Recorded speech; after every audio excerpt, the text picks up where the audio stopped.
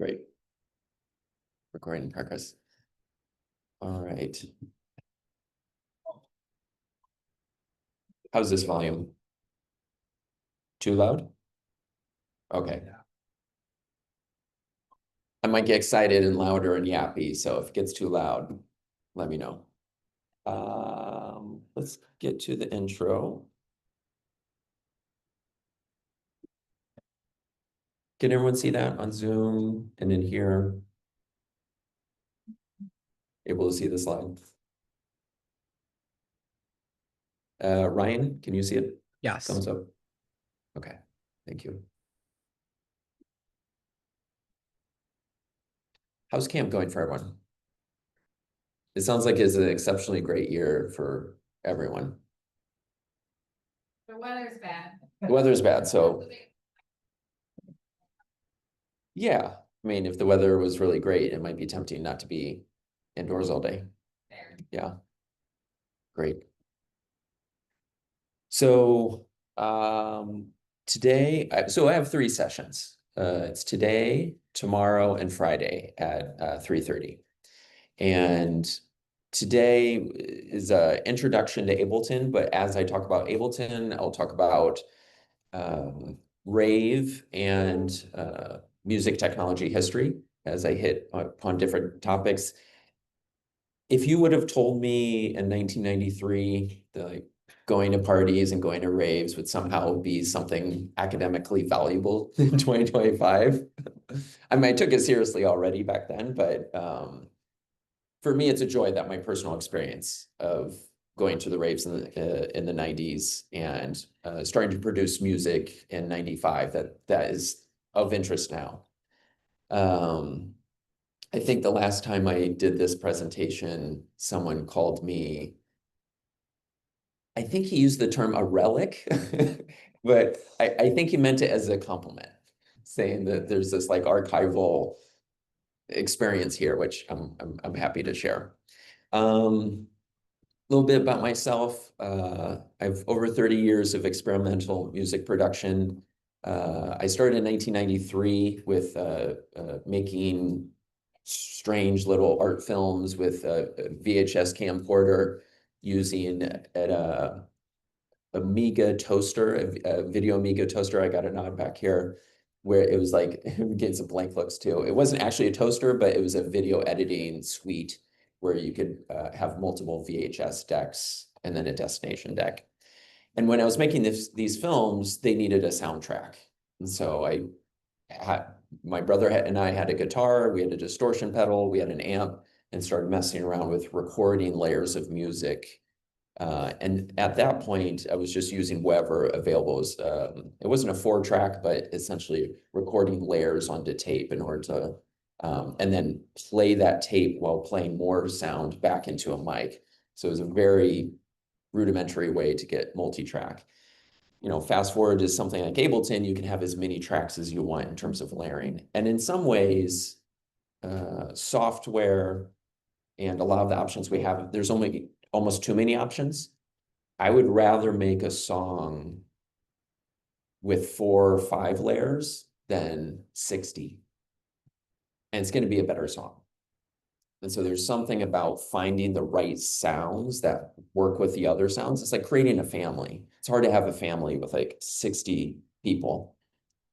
It becomes a different entity, but it's easier to have a family with, you know, just a core group that gets along. I went to the IMA low res program. So that's the 1-year version of ITP. And it takes place here at 370J and then in NYU Berlin and then NYU Shanghai. So I did that from 2022 to 2023.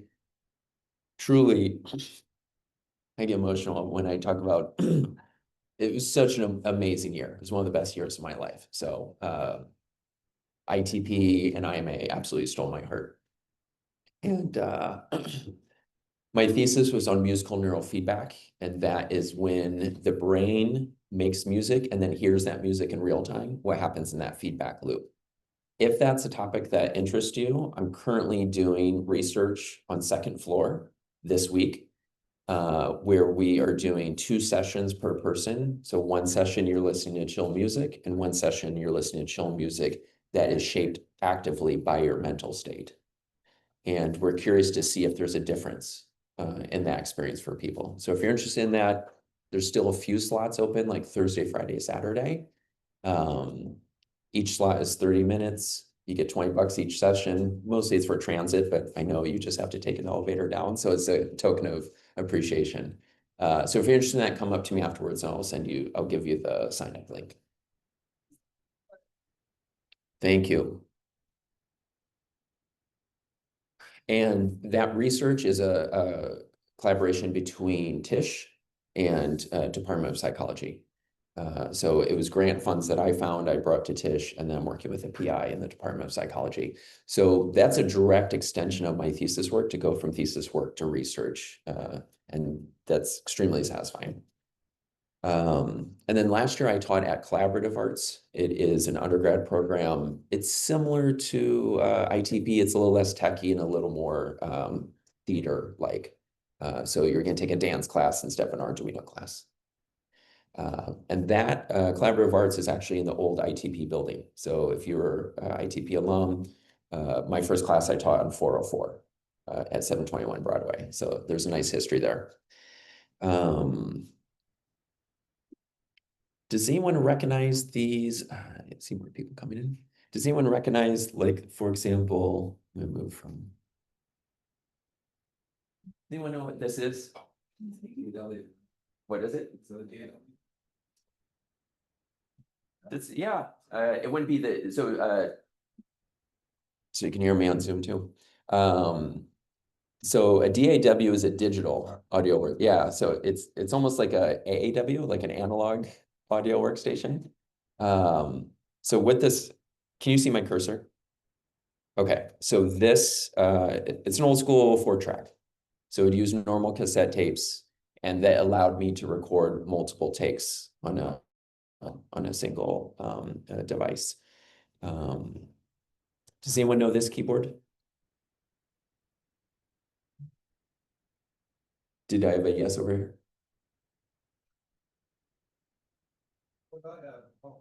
Is it, do you know which synthesizer it is?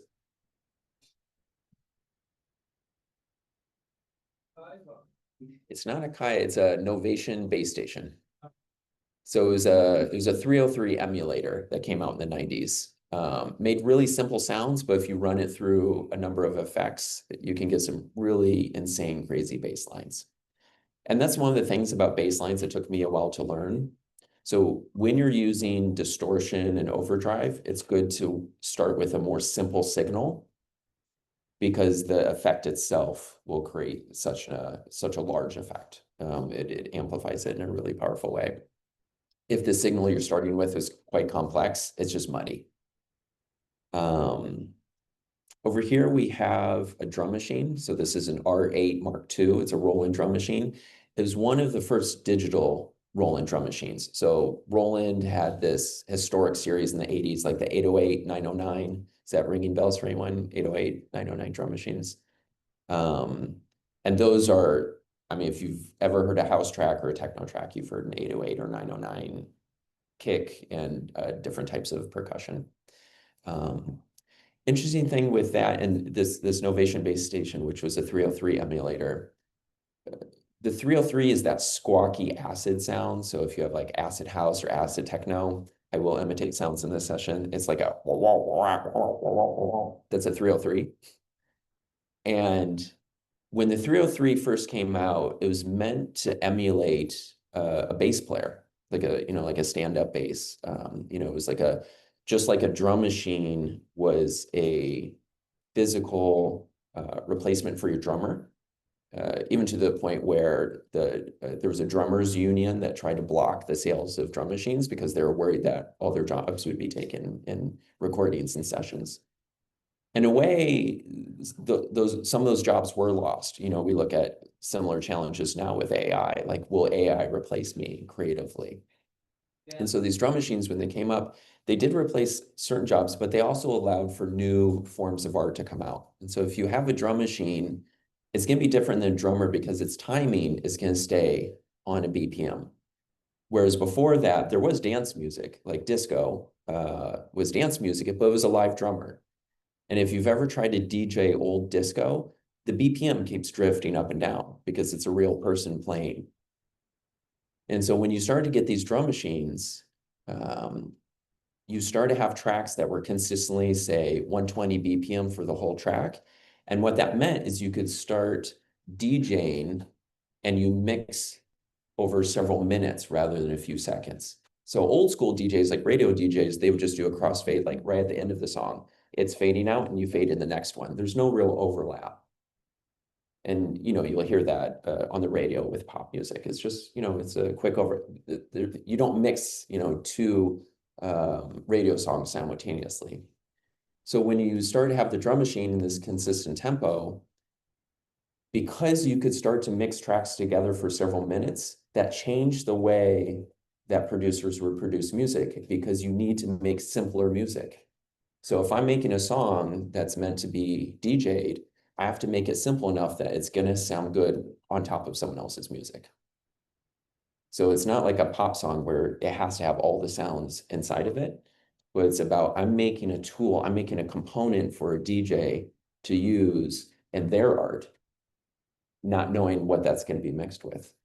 Usually in the middle of a dance track or a techno track, there's going to be peaks and valleys, but the intro and outro is usually simple enough to mix with other songs. Any questions about that? Like drum machines, DJing? Oh, thank you. Yes, please. And so with the 303, it was originally meant to emulate bass players. And the resonance knob was too sensitive. And so instead of sounding like a good warm bass, like boom, boom, boom, boom, boom, it got squawky. It'd be wow, wow, wow, wow. And like if you're in a country music band, like you have no use of something that was squawky. So when the 303 originally came out, it was a huge flop. People got it and they were just like, this is totally unusable for bass. To the point where it was bundled with a 606 drum machine. They would just put them together and put them in bargain bins for like $100, just hoping like some weirdo would buy these things. And that's what happened. Some weirdos found these and started making music with it. And a lot of techno started in Detroit. And the scene there was these young Black kids growing up in Detroit after the collapse of the automotive industry. And so they're in a city that's essentially been blighted. The city has been really abandoned by several industries. And also with the riots in the 60s, maybe into the 70s, a lot of the actual infrastructure of the city was burned down. And so you've got block after block of burned out houses and empty warehouses. And you've got these kids growing up in this really dystopian reality, and they were super drawn to science fiction. They love comic books, they love science fiction, and creating these worlds that were focused on the future and technology and a utopian, a techno utopia. And so these are the kids that found some of this, got this gnat attacking me. These are the kids who found some of this technology, like the 303 and the 606 and the 808 and the 909, and they're very sci-fi sounds. And so they started making music with this.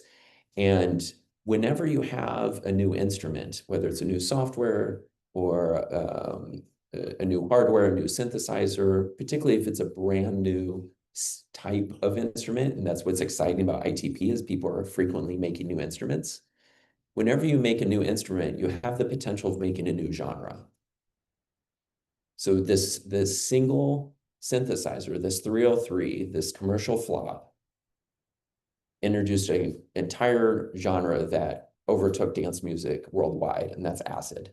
So you've got acid house, you've got acid techno, and that 303 sound is still used. I mean, if we chose any pop song in the last couple of years, it's likely 303 is very popular. That's what I'm getting at. Any questions about the 303? Ryan, you're from Detroit. Am I getting some of the Detroit facts right? Can I get a thumbs up, thumbs down? For the most part, yeah. Okay. The gist of it, yeah. Keep me honest. Yeah. Ryan was in the low res program as well. Also on the screen is a sequencer, and a sequencer doesn't make music. It is the composer. It's the orchestrator. It tells the instruments when to play. And it's so the sequencer is just MIDI notes, and MIDI is musical instrument digital interface. And MIDI is essentially sheet music for robots. So if a synthesizer wants to talk to a computer, wants to talk to a drum machine, it communicates with each other with MIDI. And it's a pretty old language. I believe it came up in the 80s. Maybe some of the early specs were in the 70s. So it's been around a long time. It's not super high resolution. It's just 0 to 127. If there's any programmers out there, it's an unsigned integer 8. So it only goes up to 0 to 127. So it's not super high resolution, but it's been good enough for music for the last, try and never do math in front of people, 1980 to 2025. 45 years? Thank you. This is an Akai, this one here, and this is a sampler. This is an Akai sampler. It's the SO1, so it was one of the very first Akai samplers. It was a rack mount. It used floppy disks. And if you got the expansion card, which I did, you could get up to 30 seconds of sample time. And so that's what I used in my production. And if you actually went up to 30 seconds, you needed 2 floppy disks. So it would save most of it, and then it would save the last few seconds on the second floppy disk. When you only have 30 seconds of sample time, you really learn how to stretch your samples. And a technique with early samplers, which led to a sound based on this technical limitation, was that when you recorded the sound into the sample, you record it sped up because it would only take a split second. And then in the sampler, you pitch it down back to the octave that you want it. When you do that, it gets a little gritty. It's a little low resolution. And so that also was a common type of texture and sound in early sampling. They would do that just to be able to fit More samples. Yeah. The other thing I learned to do was if I did sample some sort of atmosphere, I would layer it octave after octave. So I would have these high stabs, and then I would have my main synth, and then I would have these deep bass drones, and it's all the same sample. And by doing that, that also created a coherence. So if I'm using the same sample at a bunch of different pitches, they all have the same waveform. They all have the same waveform sped up or slowed down. So it created so I would rather use something like that than if someone said, hey, do you want a sample pack? I've got 2,000 samples.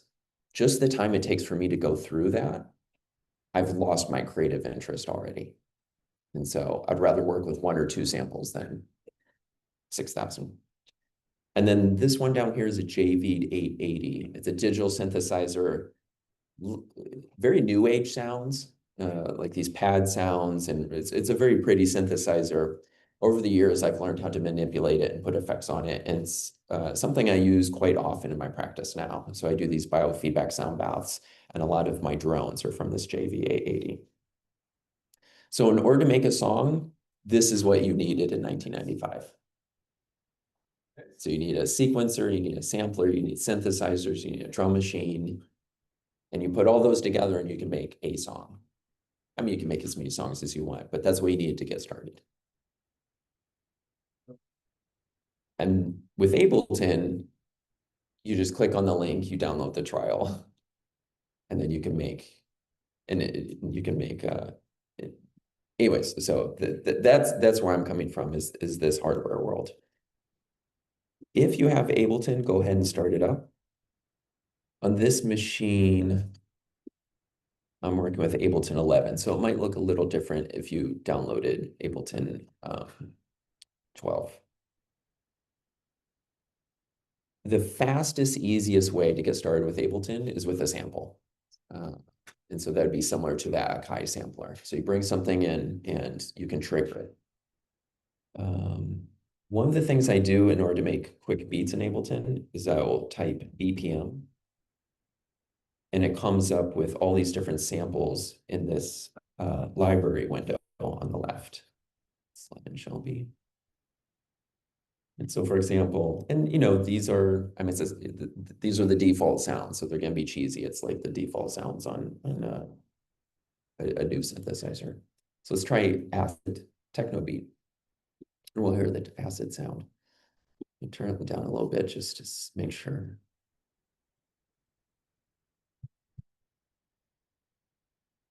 I'm not hearing acid in that.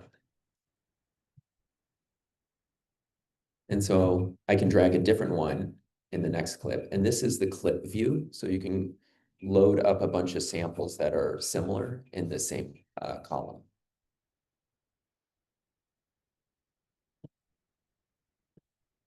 Okay. Still not hearing any acid.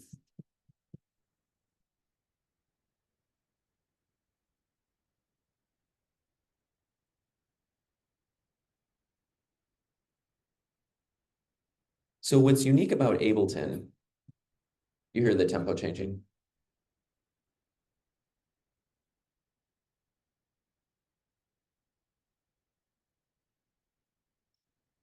So what Ableton introduced was a warping technology. So they can take a sample and change the tempo without the pitch changing.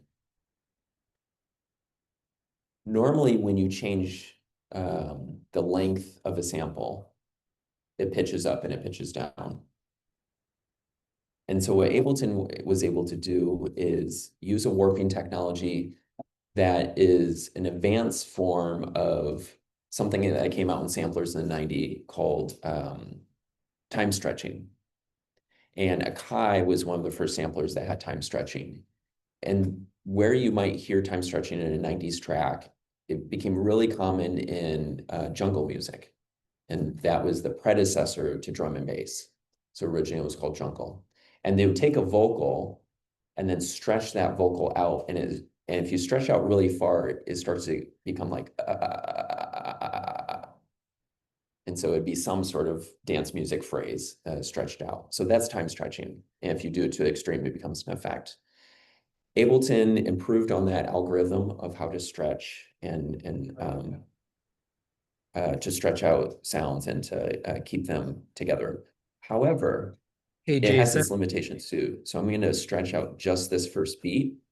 And if you missed what I did, I double clicked above one of the beats, and then I can change.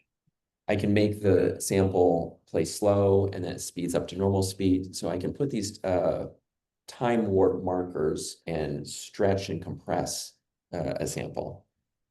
So let's see what this first sound sounds like. Hey, Jason. Yes. Can you make sure you're sharing this audio over Zoom?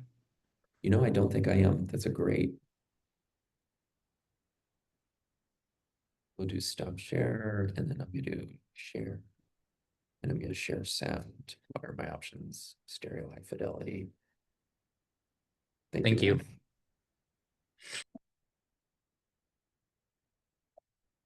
So without the time stretch, we've got this. And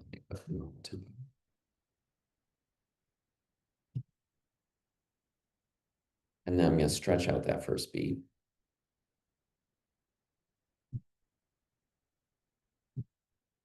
So you start to hear some artifacts. The more you stretch it out, the more it struggles to interpolate the samples. So it takes these samples and stretches them out, and it kind of guesses what's in between them. Let's stretch it out even more. I think that's the max. So you can get some really weird effects by using time stretch within samples. And some of it can be fast and some of it can be slow.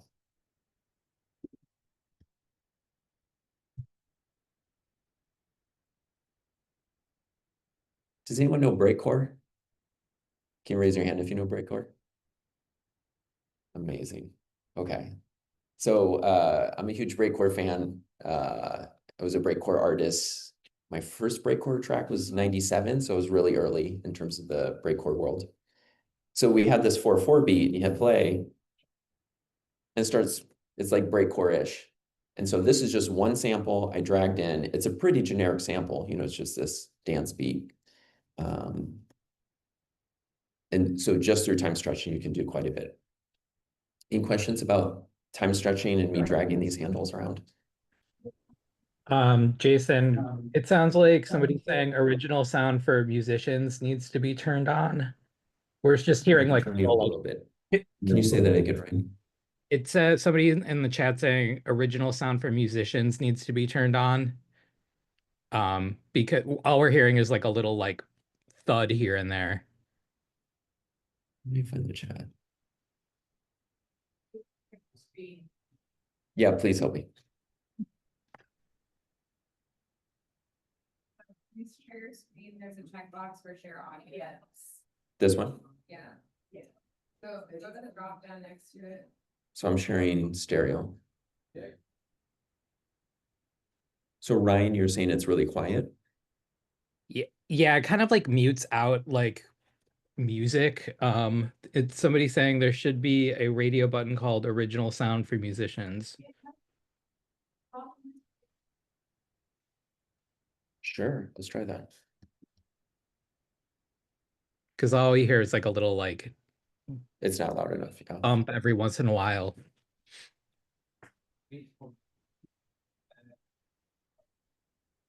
Click audio settings via the caret next to the microphone in the left corner and switch it. There should be a radio button for original sound for musicians. Thank you.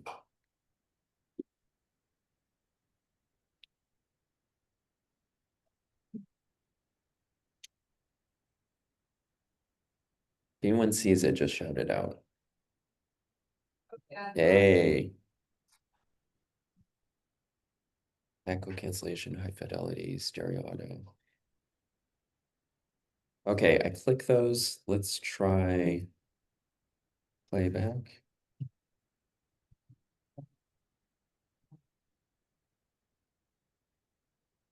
How was that?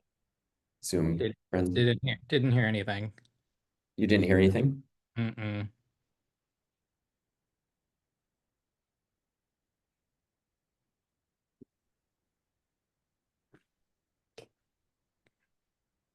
Am I missing anything? What's that?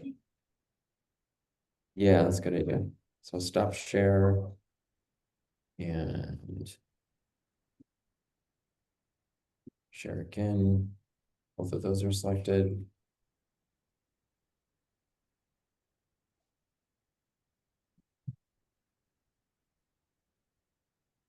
Did you catch that? Nope. No.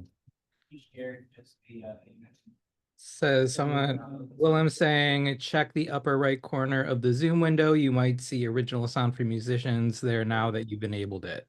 We did find that original sound. Am I showing it? Upper right corner. It's desktop. Let's take a look.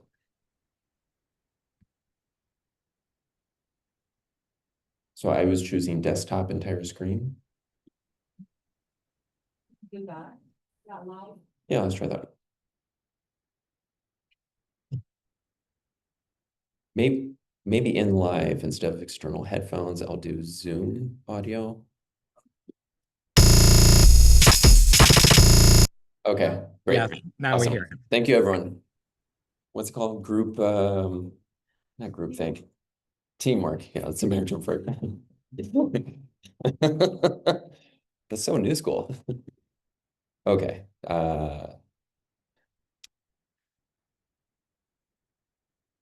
So we've mangled that sound a little bit. And then we can play. I actually don't know why the samples. There we go. So what I did was when I first dragged it in, the timing was a little weird. And so I turned warp off and then warp back on, and then I'll remap it to my current tempo. And so I can create a few tracks. But I want each of them to be weird breakcore tracks. So I'm taking this techno beat and I'm double clicking on various warp markers above the beat. So here's that artifact. Let's make it even weirder.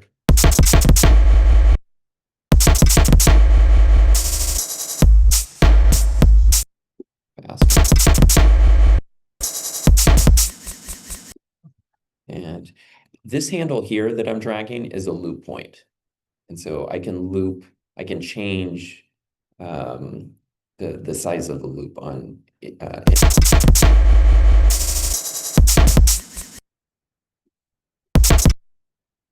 so let's make this like this. And then let's do one more. It's too fast, so I'm going to turn warp off and turn it back on, so it remaps to my 120 BPM.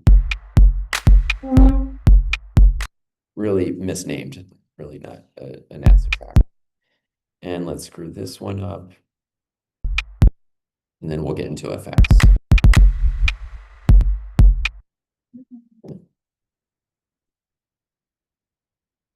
And make sure, so if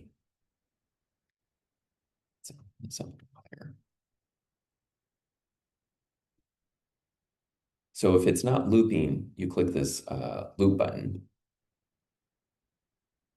So this area right here defines how the audio clip is gonna play. So you can warp it, you can loop it, you can change the duration of the loop.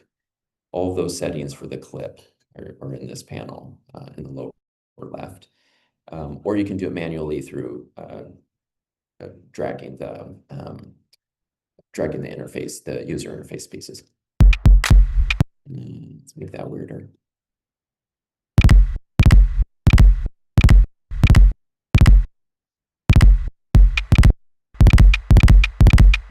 And then I'm gonna, so Ableton's technology, warping technology, once you set the loop and set the warp, you can change the global tempo and all of the sounds will go faster and all the sounds will go slower. So it stays in sync with this global tempo up here. So as I'm playing these these kind of strange mingled sounds now, I can slow down the whole global tempo. The playing head at the bottom, or I think it goes up to 999. Yes, it does. And now all of the sounds will play much faster. The loops will be much faster, but it tries to keep the same pitch. So it won't be a real squeaky, kind of a Mickey Mouse sound. It'll still be the same pitch. It'll just be playing faster. And that's the warp technology.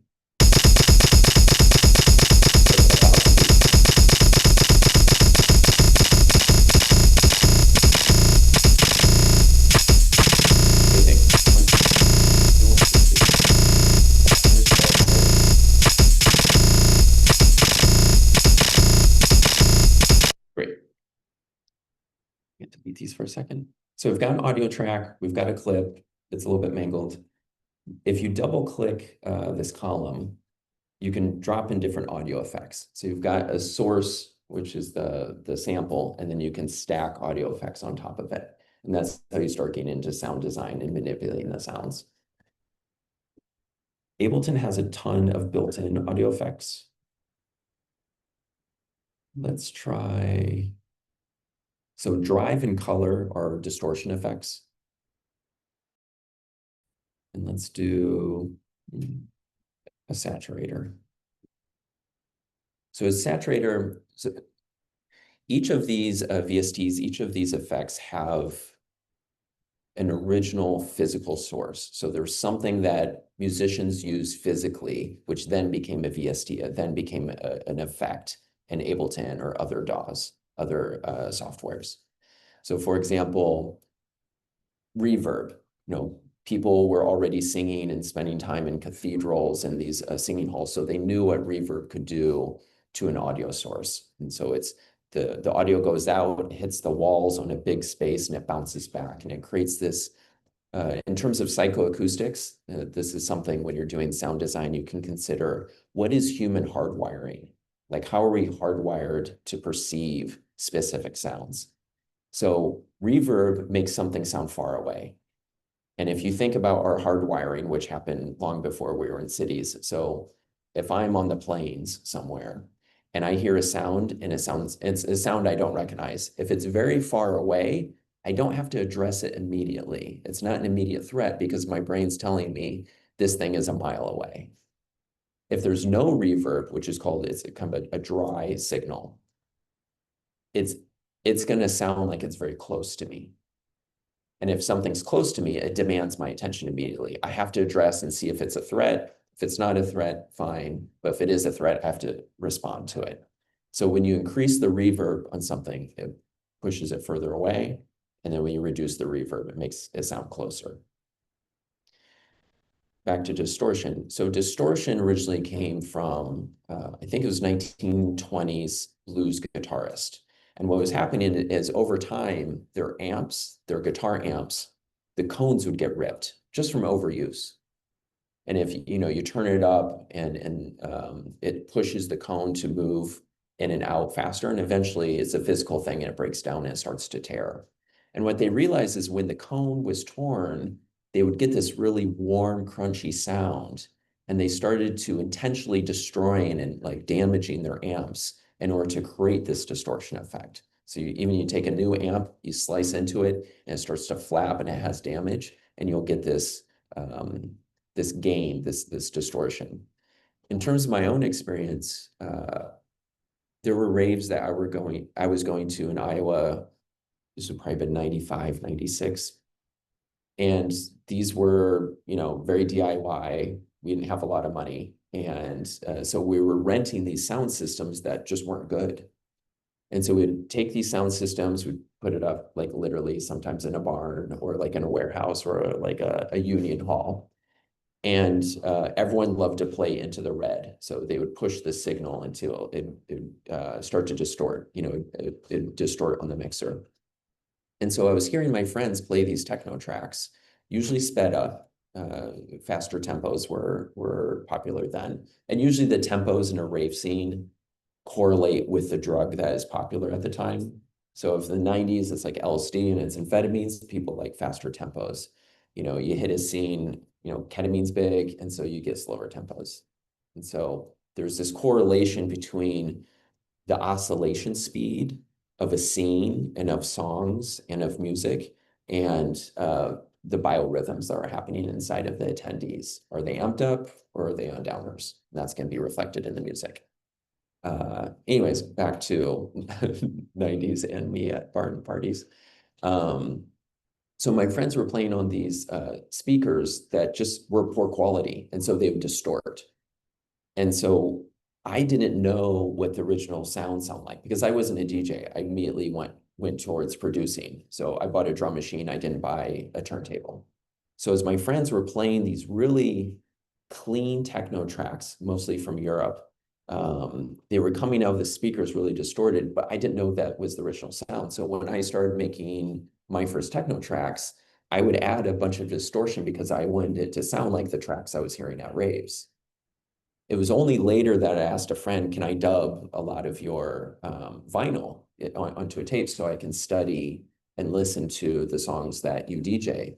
And I remember my shock the first time I put a cassette in, I was, I was listening to the vinyl recording, this sound that I thought was so big, in terms of what my memory of it was like this really loud, aggressive, like, I listened to the original and it's like, that's the kick drum. And I was like, this cannot be the same song, but it was because it was going through this distortion on these blown speakers, in the 90s. So that's the same thing that these guitarists, these blues guitarists were doing in the 1920s as they were playing. They liked the sound of a torn amp. So that's distortion. Any questions about distortion before I apply distortion? Is this the rave history you're looking for? Okay. I can also talk about like fashion and gender if you're interested in that. Raise your hands if you're interested in fashion and gender and rave scene of the 90s. All right, I'll talk about that next. All right, so let's apply a distortion. So a saturator is just one of many distortions in Ableton. Turn the track down. Okay, start to apply it.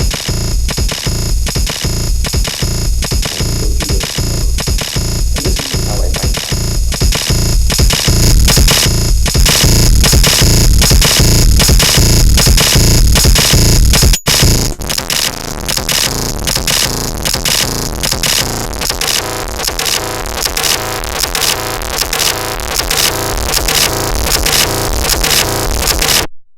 delay. So it's shaped the sound quite a bit. With distortion, it pushes the audio signal, it maxes out and it clips it. And so if you've got this really nice warm bass in a sample, distortion will cut out your sub bass. You lose your sub bass. So that's something it took me a while to do. So I've made a lot of distorted music over the years. And it took me a while to learn that if I want to have sub bass that sounds really good on big sound systems and clubs, I need a clean version of my low sub bass, and then I put the distorted version on top. Because if I only play the distorted version, it just doesn't have a thump that sounds good on big sound systems. All of it's going to be in the mids and the highs. So even with this frequency, so you hear the low end, the bass here. So if I turn up the drive, it should clip the bass some. I just turned it up. There's another, I think it's overdrive, where you can add or delete the sub bass, saturator, is it amp? We'll just go with this.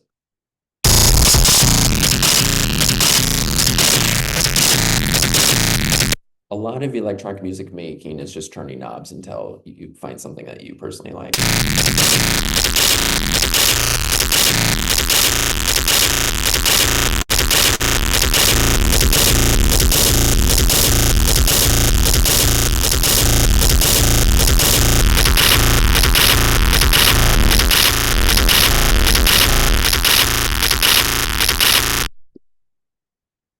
Usually when I work on a sound and I get a loop, I start to hear what the next step is.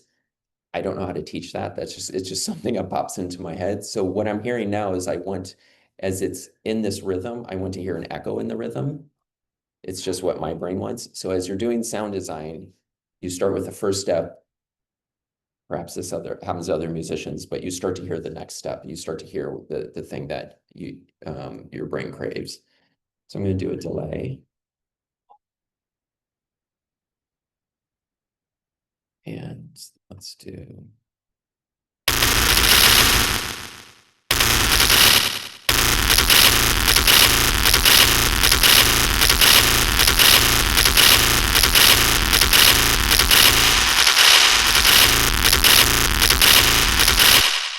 Okay, not a masterpiece, but and so start with a sample sound and start stacking a variety of effects until you get a sound that you want. I'll take up, yes. Right? Yep. Into the same sequence. So you just drag them. So let's say if I added, and I'll add a reverb on here to talk about that psychoacoustic thing. So we've got a reverb, drag this over. So I just drag it into the next step and it goes left or right. So the signal goes to left or right. And if I want to change the order, I can click and drag. And the order is going to change the sound. So as it gets processed. Correct, left to right. So for example, if we simplify it, so we've got a saturator and a reverb. You can mute and unmute effects by hitting their little power button, this yellow power button in the corner. This is the original sound. This is the saturator. And this is just a reverb.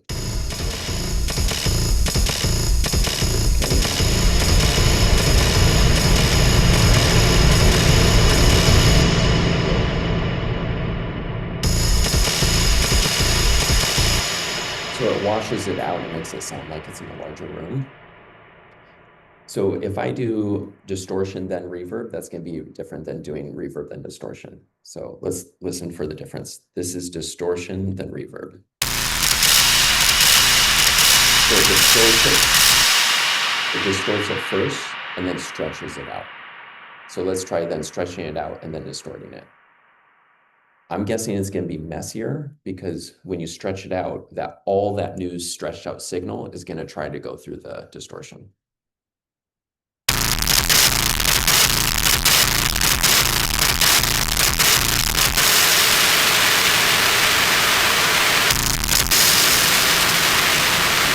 and then distortion, then reverb. Same effects. I didn't change any of the knobs. I just changed the order. So that's something. Usually reverbs at the end. You want to do a lot of the processing, the detail processing, and at the end you want to make it sound like it's in a space.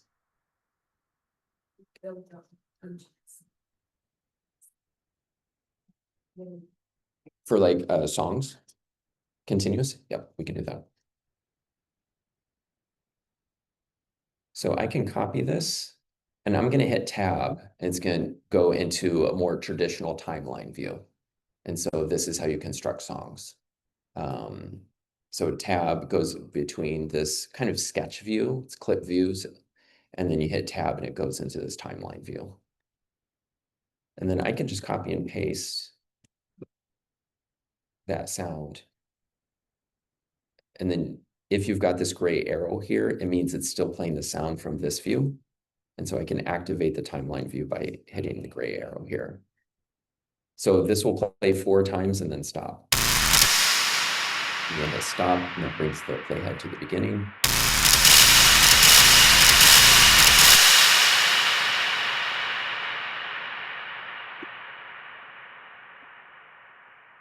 And put a few stabs in there.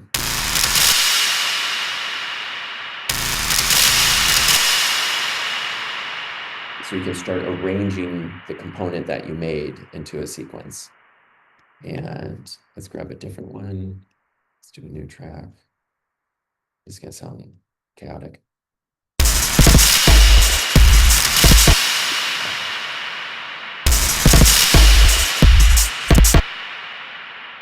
Is that making sense, the way that you lay the, okay. Let's talk about fashion and gender. I had a great conversation on the train down here the other day about how the display of gender has changed in the rave scene from the 90s to now. And it's been these really interesting ebbs and flows of what is expressed or not expressed. One of the things that was really interesting to me in early rave, like 90s rave scene, was that it was very androgynous. And so before I'd been to a rave, I have an older brother and he likes rock and roll and punk. And so there was it wasn't called grunge at the time, but it was the grunge scene. And so I'm, 5'8", and I come from Iowa where everyone's like 6'3". And so the idea of like going to a mosh pit, where there's a bunch of people listening to hard rock slamming into each other, mortal fear would come up of like, I'm gonna be crushed. I'm just this little guy. And so that was my model of what a dance floor is. It was really based on violence, of like who's stronger and who can dominate other people by getting in the middle of the circle and bashing around. My other model for a dance floor was a super awkward school dance. So you go there and you're supposed to find someone and be like, will you dance with me? And like, hope you don't get a no. But even worse, if you get a yes, and then you have to like, what do you do? Like, where do you put your hands? And like, how do you, am I good? So the idea of dancing was terrifying. I'm either gonna get squashed or I'm gonna be an idiot. So it was like violence and romance, and all of that is difficult when you're 16. And so I found these raves, and raves had a different structure for the dance floor. Instead of having to dance with someone, everyone faced the speakers. And at the time, DJs themselves were quite hidden. So there weren't these advanced lighting. There wasn't nicely lit booths where the DJ was. It was really, often the DJ was even behind the speakers and you didn't even see who it was. And so when the DJ was done and they walked out and were done with their set, you wouldn't even necessarily know that was the DJ. So there was this real anonymity about it. And in terms of a role, the DJ had this almost like an anonymous shaman. Like they're there to serve a purpose, to create these repetitive beats, to entrain your bodies, to get everyone to dance in a synchronous entrained beat. And these bass waves are coming out of the speakers, they're hitting your body, and they're telling you when and how to move, and that's entrainment. So that's using sound and external rhythm to tell your body how to, for its internal oscillations and the movement of its body, of your body and your muscles to move. So it's anyway, so it's in many ways, it's this very powerful position to be a DJ and be pumping out at loud volumes these entraining sound waves. And so both with the DJ, because you didn't see them, you didn't see what gender they were, you didn't see who they were, there was this anonymity. And on the dance floor, what became popular right in the beginning was these very baggy clothes. So similar to what I'm wearing now, but even bigger. So huge sweatshirts, huge pants. And there was this androgyny, there was this asexualness. And so it removed violence and it removed sexuality from the dance floor. And so it just became about dancing. I don't have to like ask someone out. I don't have to worry about being hit. All I have to do is face the speaker and start to develop a relationship with the sound. That's my only role. So for me, it was a really beautiful time. That's why I fell in love with raves, was having this experience of freedom from these pressures that were common in other parts of society. Yes, please. Yeah. The role of DJ, like a lot more synth-wise, and people dance basically DJs versus necessarily speakers, and how that's just like changed over time. That's exactly what I'm getting at. Thank you for asking that. So the next step, as we got into the 2000s, there was a shift to part of it might have been it was improvement in graphic design software. So early Rave flyers, some of them were hand-drawn, some of them were like early Photoshop, but it was hard, like digital cameras and cameras weren't really accessible. You could use a scanner or you could do a photocopy, but you really didn't see the face of the DJs. But as graphic design software, access to photography increased, you started seeing the DJs' faces on flyers. And so they started to become not this anonymous shaman hidden behind, like performing this kind of this sacred entrainment, but all of a sudden you started, and also lighting improved, because lighting in early raves was a fog machine and a strobe light in a corner, and that's it. It's just like you're lost in the sound and there's this strobe light in the corner, so you couldn't really see the DJ. So as all the technology improved and more money came in, the lighting got better, the sound got better, you started being able to see, oh, that's my favorite DJ. And another thing that happened was early raves, each DJ set was 1 hour. So you'd have an opener, you'd have a break beat, you'd have a house DJ, you'd have techno DJ, maybe a hardcore DJ at the peak. You have another DJ and maybe an ambient room. And so you'd have this huge variety, which allowed for a lot of cross-pollination and creative ideas. So if I'm a house DJ and I hear a drum bass DJ before me, I might start experimenting with break beats and with drum bass sound. What happened in the 2000s was that you start having one DJ play for longer. So for like 2 hours, 4 hours, 6 hours, 9 hours, 12-hour sets. And so you'll see that like the closer at Berghain, it starts at midnight, they go till noon, they go till noon. And so you're listening to one person for 12 hours. And so that's who you're paying to see. So I'm here to see my favorite DJ because they're playing for 12 hours. And what emerged was this masculinity in DJ culture, because it was about this engineering feat and this endurance feat. It was like it's almost like who's the guy who pushed the boulder up the mountain over and over?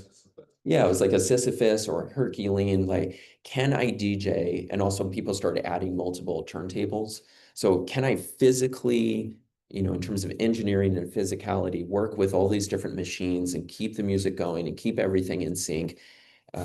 There's no sync button yet. There's not digital DJing. So there's this physical masculinity that's coming out through the machines, and there's endurance. So there's this idea of this. So you have these male DJs really being celebrated and focused on. You see their face in the flyer, and then they're up for many hours doing these physical tasks. So it's almost like a tech boy porn, just hours and hours and hours of.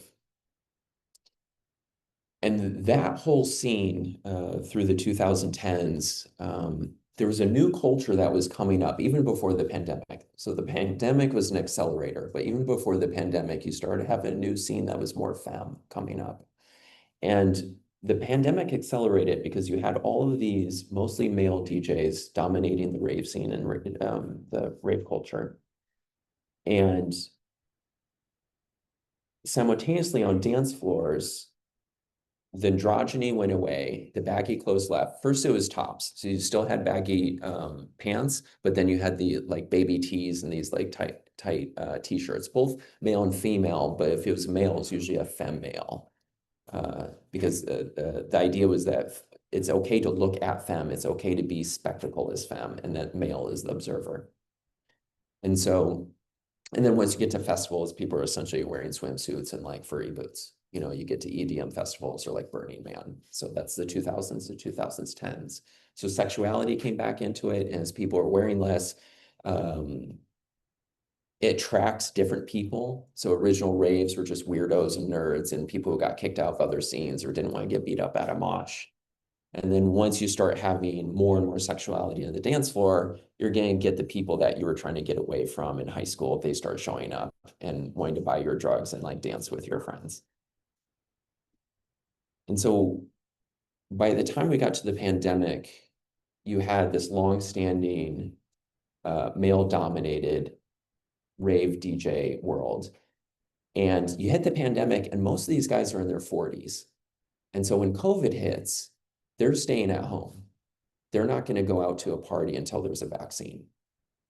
But you've got these younger folks who've been wanting to have their own parties and their own expression, their own scene, and they're in their 20s, they're teenagers and they're in their early 20s. And so when COVID hits, they're fine.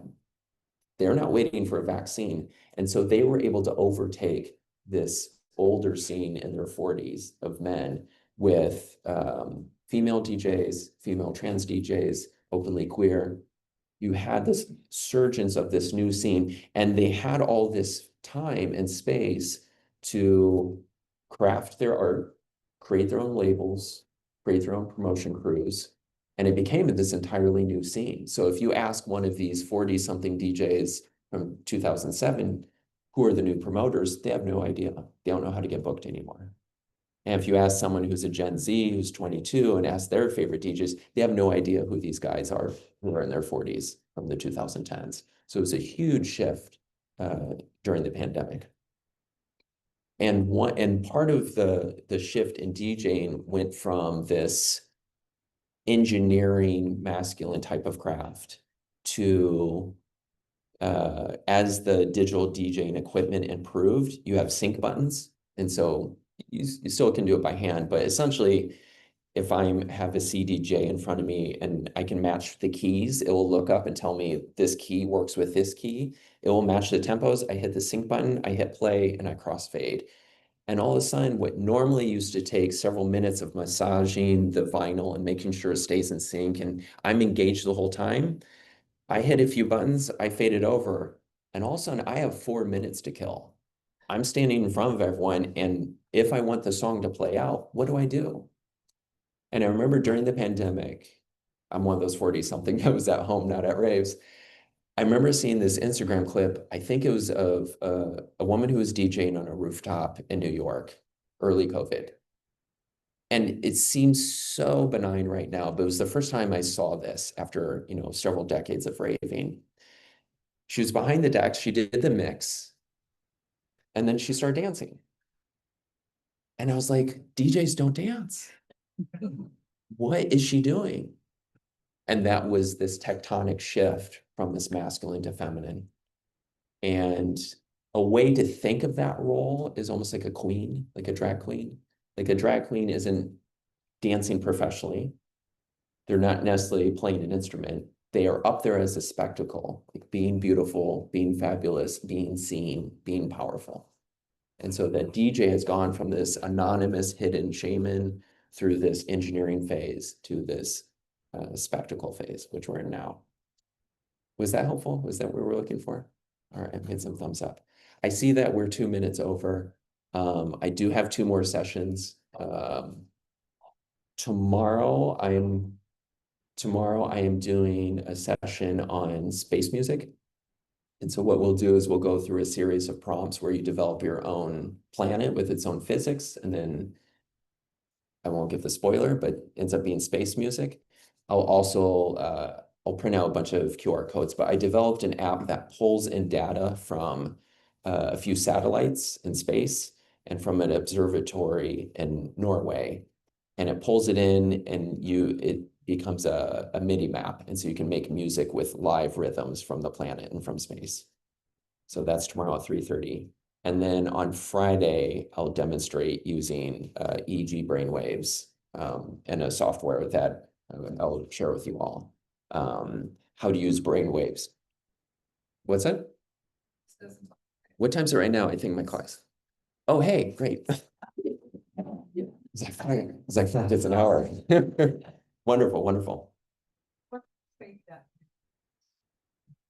Space music, that's tomorrow. Yeah, 3:30. Thank you for that. Okay. Also got some slides.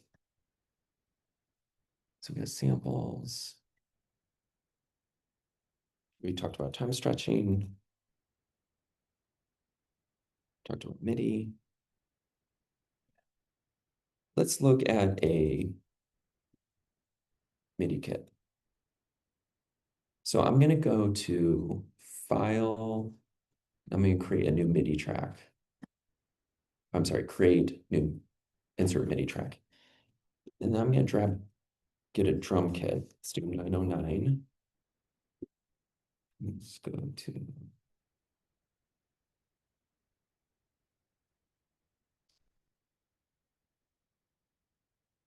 I'm using a friend's computer, so I'm not as. There we go. Here it is. So one of the things you can have in Ableton is you can drag an entire drum kit. So this is like a mini drum machine. So that black box that I used, I just dragged that into a new track. And so we can play. And one of the easy ways to trigger sounds in Ableton, see this little yellow keyboard icon? So if you toggle that, your computer keyboard becomes a piano keyboard. Sure, absolutely. So it's in the upper corner here. I'll do it first with a synthesizer, so we'll be able to hear different notes. Operator is a real common, it's just a basic synth in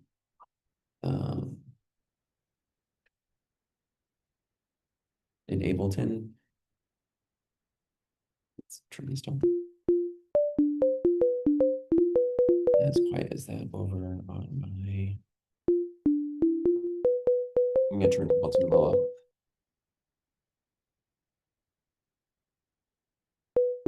Can you hear that? Never took one lesson.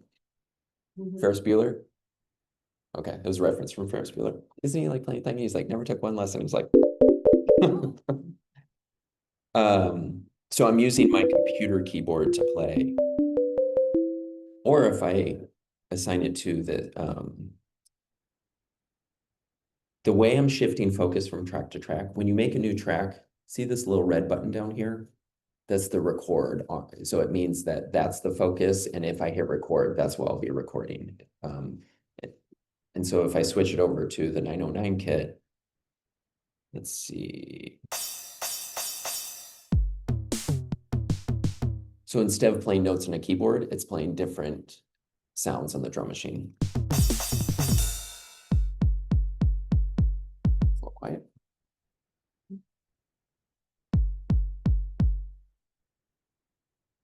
And when I turn this red, all of these squares become circles, meaning they're ready to be recorded. So I can record some different drum kits in here. So I'm going to do it by hand. It'll be a little messy, but just to see what happens. Strange. What was that? Am I at? Oh, I'm at 380 BPM. So I'll go back to 120 BPM.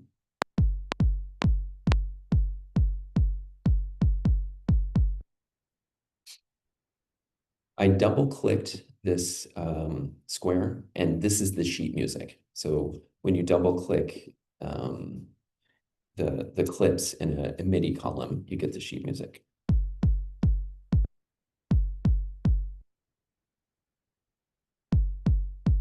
And then I can drag the notes around. So if I don't like the timing.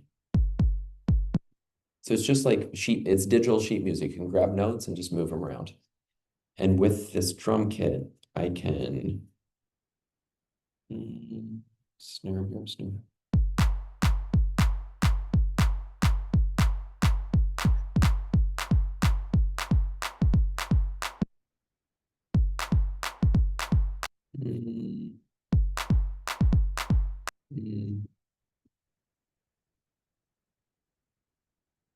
Finish this up a little more.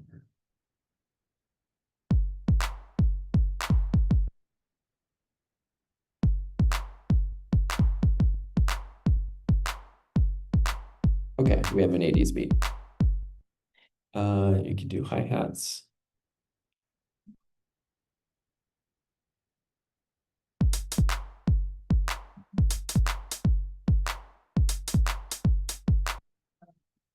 And then I'm jumping back over to my synthesizer. Let's open this.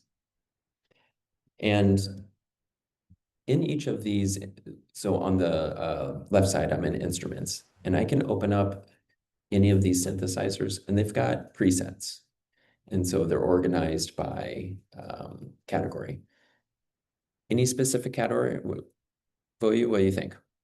What category do you want to hear for our synthesizer? We've got pianos, piano, all right, let's do a piano. And if you single click it, you should hear a sample play. I'm gonna hear the sample by clicking this little headphone icon. There we go.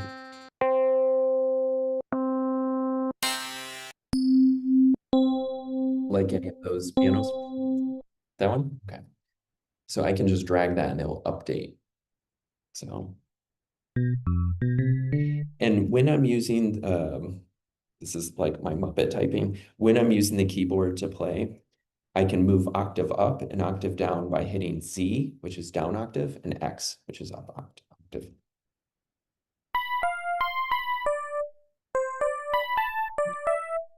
And on this one, I'm going to put a reverb just to make it sound a little sweeter.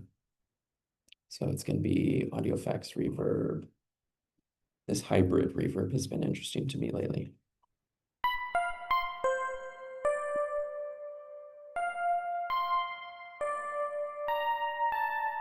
So you took something that was dry and I've made it dreamier.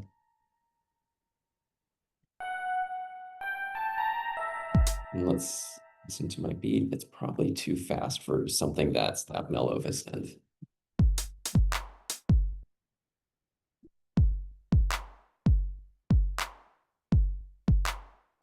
I don't know why I end up making slow jams in front of you all. This is so embarrassing.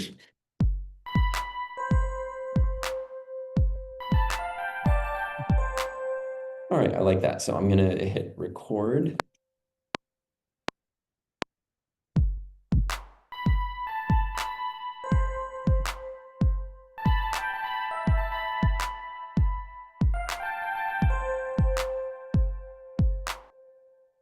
Okay, I have a slow jams loop. Thank you. Hey. Definitely not an LSD and meth scene. Okay.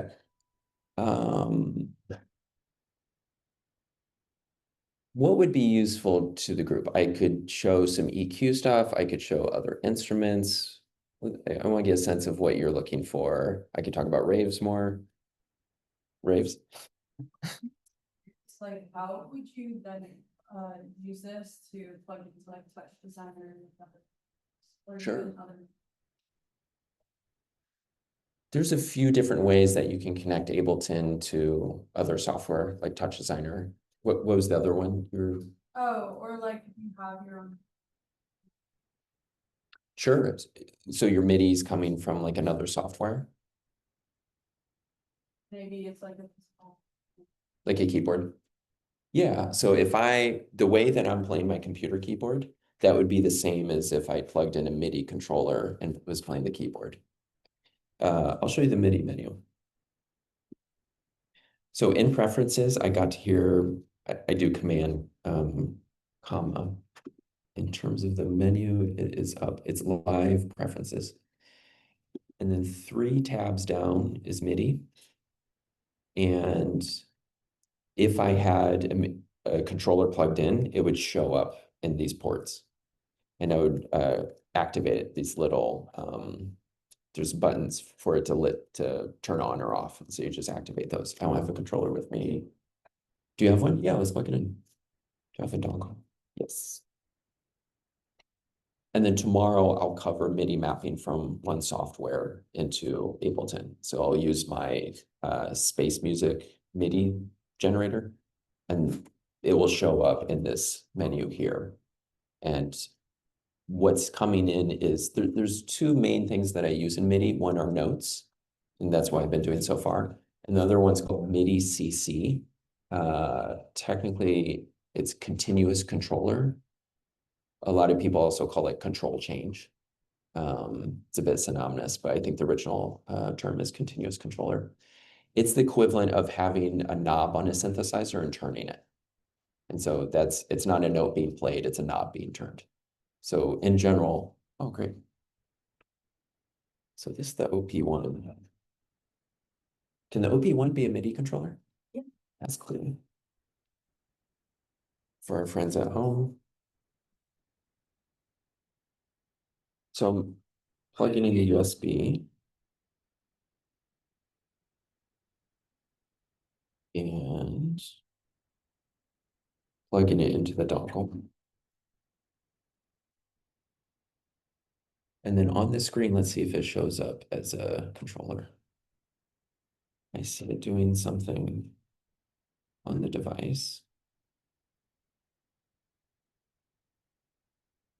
Is there a power switch on the OP1? I haven't used it much. Is it done? Yeah. Hey, there we go. Yeah. So OP1 is booting up.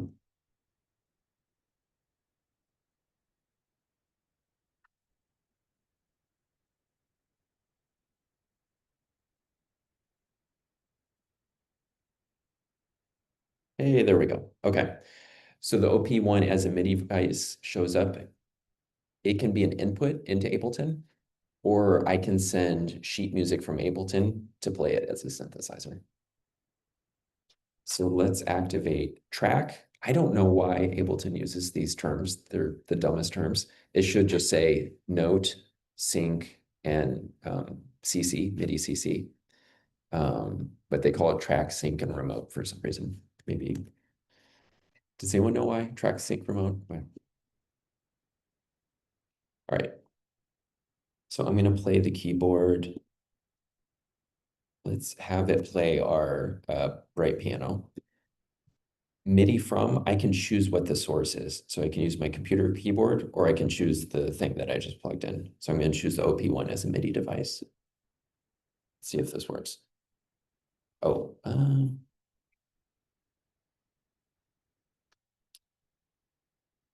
not seeing it come up. I'm going to turn monitor on. And if the MIDI were coming in, I would see this little yellow light popping up. So let's activate all of the check marks that's in. Let's get rid of the MP.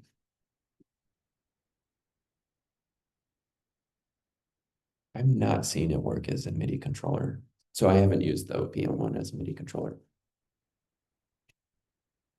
So You read as a control surface. in the OP1 software. Ableton's MIDI preference. Ah, okay. Selecting the OP1's code input and no.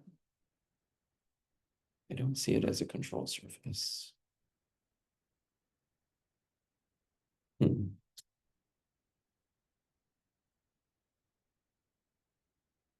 don't want to take too much time since it's a device I don't know, but in general, when you plug in MIDI, sometimes you do load it as a control surface. And what that does is it preloads mapping. Do you have a MIDI controller? Just MIDI. No, nothing. Just MIDI. Let's try that. Thank you, sir. Of course, people have MIDI controllers. It's ITP count. Thank you. Say USB. Thank you, sir. Yeah. Fantastic. Attempt 2. Yes. Great. So we plugged in and it's this keyboard. Try track. Track is keys. And we're going to change MIDI from the keyboard. Hey. So now I'm playing. So if I wanted a full length keyboard rather than typing my keyboard, you can plug a full length and be able to play much more expressively.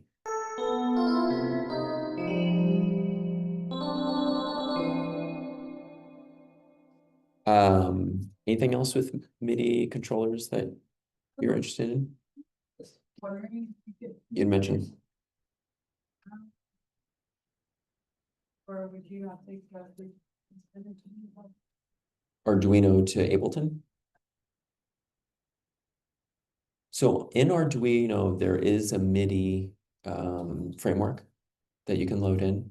And so it can output MIDI notes, and it could, let's say you have a sensor detecting, it could be a knob, maybe it's a distance sensor.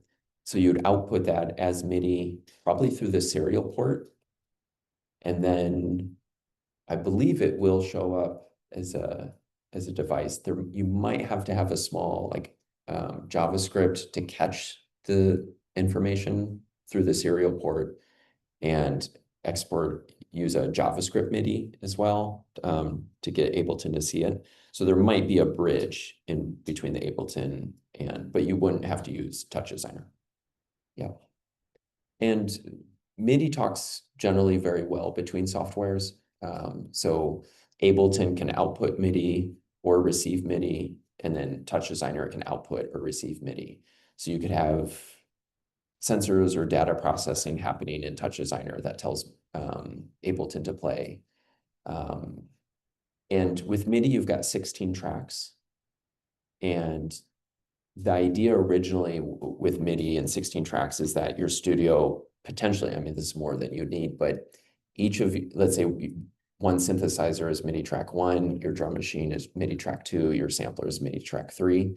That way, one sequencer can send information out the same cable, and my synthesizer only listens to MIDI track 1, and my drum machine only listens to MIDI track 2. So even though the same information is flowing through all my machines, it's almost like a radio. When you tune to a certain station, all the stations can be received. You're just filtering out all the other noise or all the other spectrums on the dial, and you're tuning into that specific frequency. MIDI's like that as well. In terms of this, let's say I was sending MIDI like from the keyboard, I can choose what channel it's listening to. So I can see from the hardware point of view, the hardware is sending MIDI channel 1 because I see this yellow flashing on 1. Whereas if I change it to 5, it's not going to hear anything. Whereas if I have another MIDI controller on channel 5, it will only hear it from there.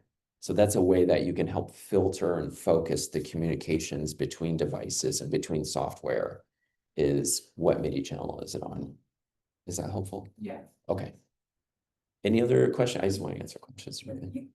I come over device, considering those signing to one and turn this way for recording. Yeah, you can have multiple synthesizers or MIDI devices. Within the MIDI device itself, you need to send what the transmit channel is. So for example, this one, the default, I'm guessing, is channel 1. There's probably some sort of key command that you can do on it to change it to another transmit. So you change it to like 6, and it would show up as 6 in Ableton. Can you talk a little about sampling and using Ableton to either create samples or, chalk up other audio sources for that? Definitely. Let me think about something I'll show you, and I'll send this out as a group email to the attendees here.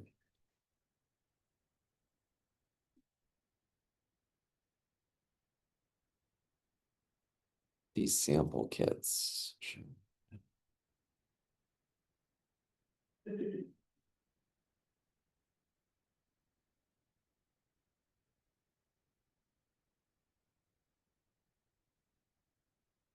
Jungle came up because of samplers as a genre. I didn't know that when I first heard Jungle. First time I heard Jungle was at a New Year's Eve party in Chicago in '95. And I was like, I have no idea how this is made. It was so fast and so intense. But I had a drum machine, so I went home and tried to remake Jungle on a drum machine. And I certainly learned how to use that drum machine, but I never got that same sound. the large majority of jungle and then later became drum and bass is from this sample pack. And so I'll send it out to everyone. What it is jazz, funk, drummers, and they just have these amazing little loops, and you can stack them, and all of a sudden you're like, I made a drum and bass track. There is a degree of extraction, exploitation, colonization going from these Black drummers to drum and bass as a very, in terms of it, it took the rhythms but erased the samples. And so they learned how to create a lot of these with simpler beats. Once you got into something like tech step is, I could do a quick tech step beat. Bass. I'll go up to 160. And I'll drag in some of the samples too, so you can hear them. Then snare drum, let's do here and here. Nope. This is off. Yeah, so this is tech step. So this is the extracted beat from these original, it's a extracted beat from these original drummers. Let's download some of these.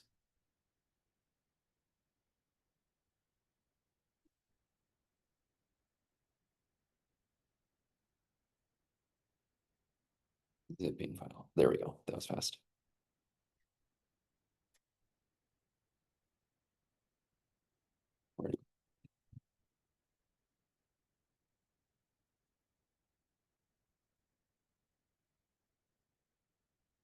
Let's listen to some of these and we can choose one that we like.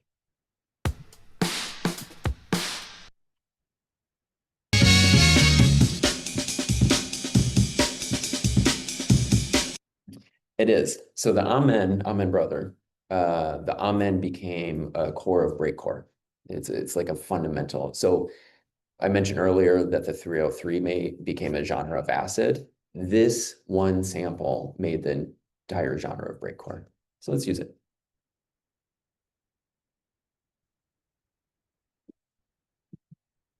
Mute these.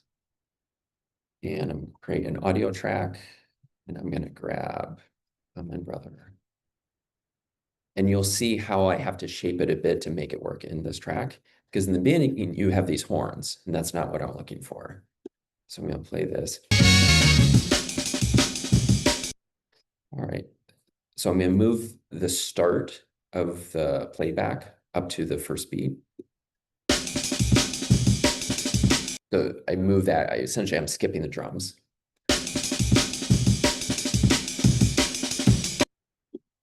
And then I'm going to make the loop so it doesn't loop back to the horns. So I shorten the loop.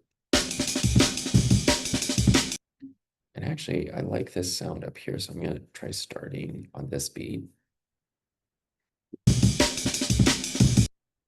And I'm going to make it one measure long. And it's a little off, so I'm going to, there's a little hiccup, and so I'm going to fix that by creating warps.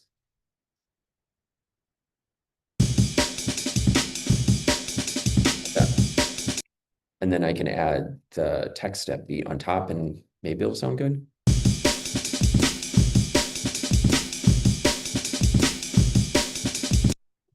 And then I'm going to put a saturator just on the 909 kit.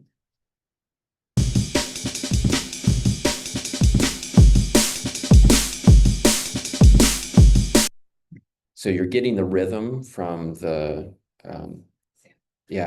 from the funk sample, and then you get more of the drive from the, and when you think about rhythms and frequencies and drive, the thing that's clearest and loudest when you think of large sound systems, you know, if you're making music for raves or for performance, it's a whole another thing of like mixing and mastering. But how do you make a sound that's going to sound good on these speakers, on your laptop, on someone listening to an iPhone walking down the street, and on a huge sound system. So that's a whole art in figuring out how to mix things. So and it can be done. And it took me about 30 years, 25 years to kind of dial that in. Yes, exactly. Seriously. Yeah, it's quite intense. Anything else with drum bass? And in terms of chopping it up, let me show you another thing. You could probably do this with, we'll make this the last thing. I think we'll use sampler. So I dragged in the sample into an audio track. Now I'm going to drag that same sample into something called sampler. So it's one for instruments.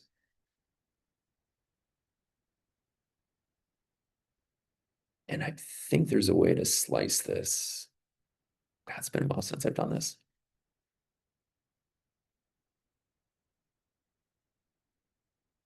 I don't know if this will happen in 1 minute. This is like some like nightmare game show. Like, can I slice this in 1 minute? And I'm sure someone's commenting in the Zoom and telling me exactly how to do it. So you've got pitching because we're not time warping in the audio track. This is just like the classic sampler. And I know we can control the start of it. That's interesting. So this is halftime. You can layer it with itself. Yeah. And then this might not make any sense, but I'm going to put an LFO on the start and the playhead. LFO, what's going on? It's usually quite lightweight. That way the sound envelope that changes the shape of it. LFO is the O in LFO is oscillator. It's a little misleading in a sound program because it's more of an animator. So it's just a sine wave that you can animate. So I'm going to map this to my sample start. Can I do that? Oh, you can't. Bastards. There's certain things in sampler that you can't surprisingly map.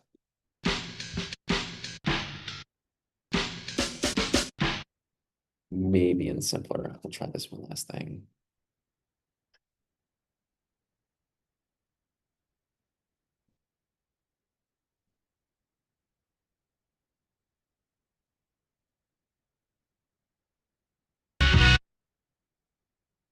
I think this will work. Yes, great.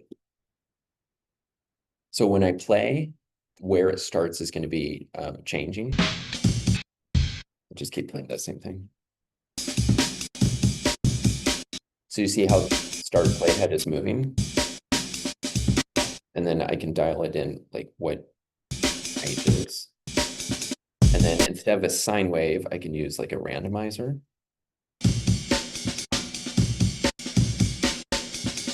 So I'm playing the same key, but the playhead is jumping around because that LFO randomizer. So that's what, or you can go in and like chop it up, and you could take the sample, chop it up. You know that 909 kit where I was playing the keyboard and I was playing the drums and you can bring that sample, different bits of it into different ones. And so as you play, it's like, and so you can reassemble it through the keyboard. Is that helpful? Great. Okay, so tomorrow, 3:30, space music, if you're interested. If there's a specific thing I didn't get to, come get me. If you're interested in, I won't say donating your brain, but donating 30 minutes of your brain waves to research, I'm on the second floor. I can give you the sign-up sheet. Alice, I see you. I'd love, yes, I would love to get as many brainwaves as possible. We still have some open appointments Thursday, Friday, Saturday, and it's two sessions, 30 minutes each. You get $20 for each session. So it's like, what's that, like half a coffee? Yes. Thank you, everyone.